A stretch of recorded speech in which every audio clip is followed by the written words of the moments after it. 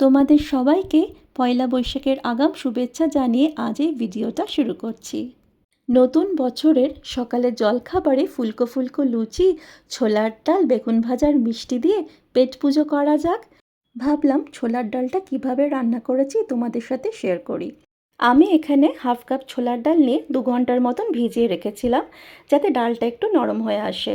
কুকারের মধ্যে ডালটা দিয়ে অল্প একটু জল অ্যাড করে স্বাদ মতো নুন, হলুদ আর সাদা তেল দিয়ে ভালো করে সেদ্ধ করে নিয়েছি।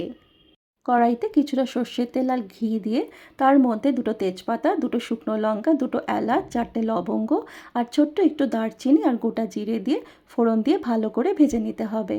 একটু ভাজা হয়ে আসলে তার মধ্যে সেদ্ধ ডালটা দিয়ে দিলাম কিছুটা আদা বাটা। ভালো করে নাড়াচাড়া করার পরে দিয়ে দিতে হবে 1 চামচ ভাজা জিরে মশলা।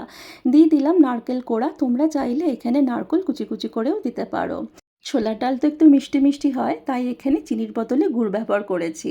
কটা চেরা কাঁচা লঙ্কা, অল্প হলুদ গুঁড়ো আর কিছুটা কাশ্মীরি লাল লঙ্কার গুঁড়ো দিয়ে ফুটিয়ে নিতে হবে। একটা পাত্রে কিছুটা ঘি দিয়ে তার মধ্যে কাজু আর কটা কিশমিশ দিয়ে ভালো করে ভেজে নিয়ে আমি এই ডালের মধ্যে দিয়ে দিয়েছি।